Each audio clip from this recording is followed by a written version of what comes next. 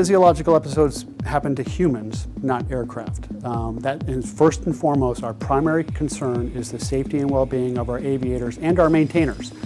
So if we can understand the environment that we make them operate in and then influence that environment to give them more margin, we'll be in a much better place.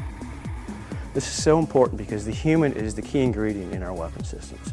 So I think we historically have been very effective in delivering the systems that surround the aviator. But what we really need to focus on now is building systems that are optimized to enhance the capability of our humans, our aviators. And we need to look at the pilots as almost elite athletes of how do we make their performance better, and how do we make sure that they can, while they're in this demanding environment, respond appropriately and make sure they're always at the top of the performance that we need from them. We can put all kinds of monitors on what is going on the jet, but we really don't understand right now during flight what is going on in the human themselves. So a physiological episode is an adverse physical reaction to the environment in which we put an aircrew. And that environment can include the cabin, specifically pressurization of the cabin, or it could include the breathing gas that we supply to the aviator.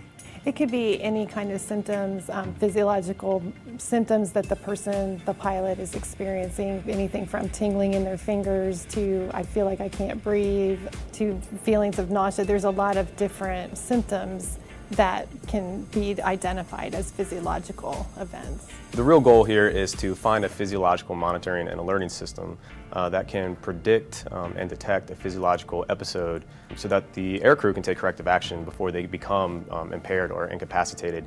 And currently there's nothing out there, and that's why we really need industry to come in, see this capability gap, and formulate an innovative and a collaborative solution, really. What makes it more challenging for aviators is that we have to do that in an environment in which they're under acceleration or G's and under pressurization changes of altitude. So partnering with industry is extremely important to look at the sensors that are out there and see what we might be able to adapt to get us to mitigating solutions for physiological episodes.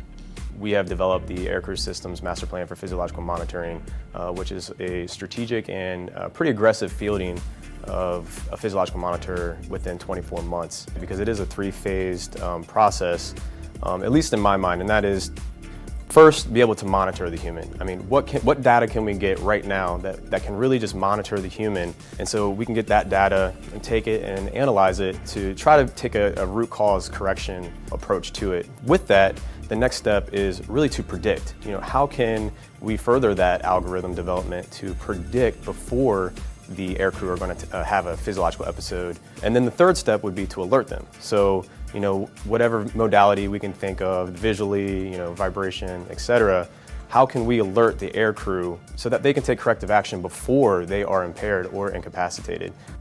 This is important for an aviator because what we have to do is we have to be able to build a system that allows the aviator to know what their condition is, right? So how is the human performing in the particular environment? And so this is going to give us that capability. As the aviators walk to the aircraft, I want them to have 100% confidence that they're going to be operating in an environment that is safe. And not only do I want to make it safe, I want to make it so they can optimize their performance in that cockpit. So that's why we're spending so much time in making sure we're getting this right.